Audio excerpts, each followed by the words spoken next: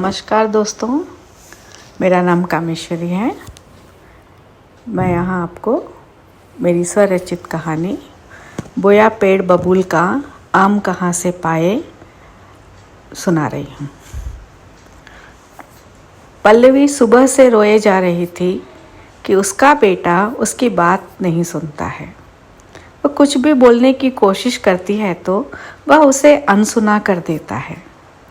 पल्लवी की माँ अनसुया उसे रोते देखकर उसके पास आती है, उसके सर पर हाथ फेरती है। पल्लवी उनके गले से लगकर खूब रोती है। माँ, देखो ना क्या हो गया है। मेरा बेटा मुझे कुछ नहीं समझता है, अब मैं क्या करूँ।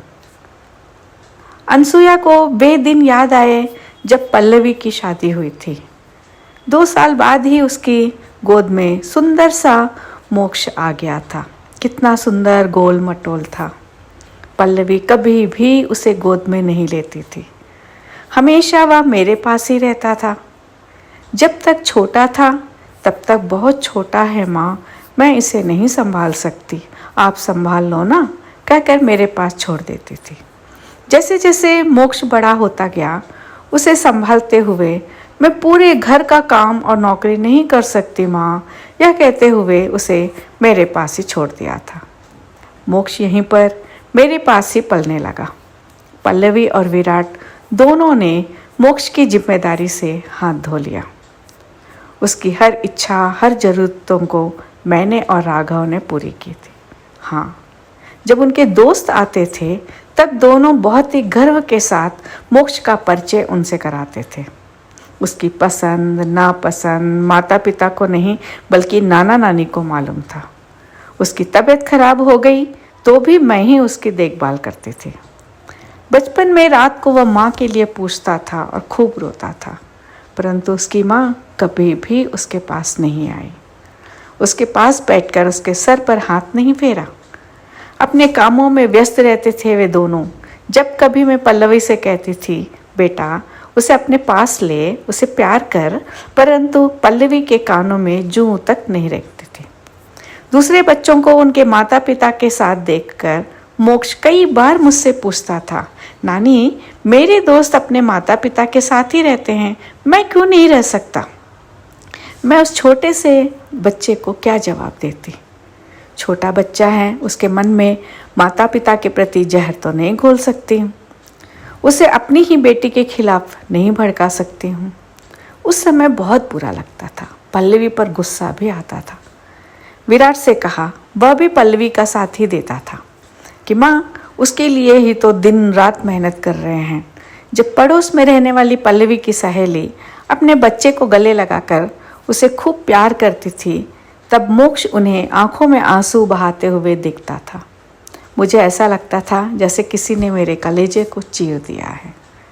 कई बार मैंने अपने पति राघव से कहा भी था कि पल्लवी अगर बच्चे को नहीं देख सकती थी, उसे पैसे कमाना ही पसंद था, तो इस नन्ही सी जान को दुनिया में लाई ही क्यों। अनसुया को वह दिन भी याद आया जिस दिन आधी रात को मोक्ष उठकर खूब रो रहा था। उसकी सिसकियों की आवाज़ से मेरी नींद खुल गई। जैसे मैं उसके पास पहुंची, मुझे गले लगाकर रोने लगा, नानी मुझे हॉस्टल नहीं जाना है, मैं आपके साथ ही रह लूँगा। मैं पापा मम्मा के साथ रहने की जिद भी अब कभी नहीं करूँगा। मुझे लगा ये ऐसा क्यों कह रहा है। उसे चुप कराते हुए मैंने कहा, नहीं मेरा बच्चा, जब तक तुम पढ़ लिख कर बड़े नहीं हो जाओगे, नानी आपको कहीं नहीं जाने देगी, समझ गया। उस रात वह रोते रोते ही सो गया। मैं सोच में डूब गई थी। मुझे याद आया कि शायद मोक्ष के दिल को ठेस सुबह की बात से ही लगी है।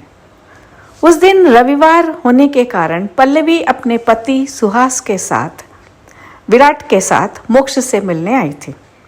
हर रविवार को दोनों सुबह नाश्ते से लेकर डिनर तक हमारे साथ ही रहते थे। उस दिन मालूम नहीं क्या हुआ था कि मोक्ष जिद पर अड़ गया था कि मैं आप लोगों के साथ ही रहूँगा। मेरे सारे दोस्त अपने माता पिता के साथ रहते हैं। सब मुझसे पूछते ही हैं कि एक ही शहर में रहने के बाद भी तुम अपने नानी के घर क्यों रहते हो। मुझे शर्म आती है, मैं आज आपके साथ ही चलूँगा। पल्लवी ने आओ देखा ना ताओ सीधे उसके मुंह पर तमाचा लगा दिया और कहा, नहीं मैं तुम्हें अपने साथ नहीं रह सकती हूँ। अगर तुम्हें यहाँ रहने से शर्म महसूस होती है तो कल ही तुम्हारे स्कूल जाकर तुम्हारे प्रिंसिपल से बात कर लेती हूँ और अगले महीने से तुम हॉस्टल में रहना, समझ गए? तुम तो बिगड़ते जा रहे हो, वहाँ रहोगे तो अनुशासन में तो रहोगे। मुझे बहुत बुरा लग रहा था क्योंकि मोक्ष बहुत ही अच्छा बच्चा था। उसे मालूम था कि हम बड़े हो रहे हैं, ज़्यादा उनके पीछे नहीं भाग सकते हैं, इसलिए उसकी कोशिश यही रहती थी कि वह हमें तंग ना करते हुए अनुशासन में रहे। ऐसे सुंदर अच्छे बच्चे को छोड़कर अकेले रहने वाले उन दोनों माता पिता पर मुझे तरस आता था। उसका बचपना तो उन्होंने देखा नहीं है।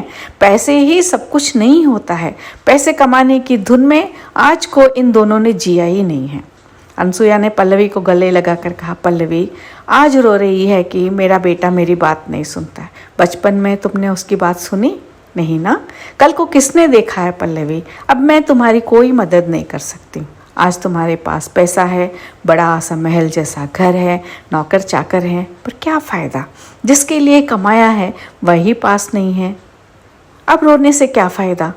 दोस्तों, ज़िंदगी बहुत छोटी होती है, उसे जीकर खुशी खुशी जियो, क्योंकि खुशियों को खरीद नहीं सकते हैं, वे कहीं बाज़ार में नहीं मिलते हैं।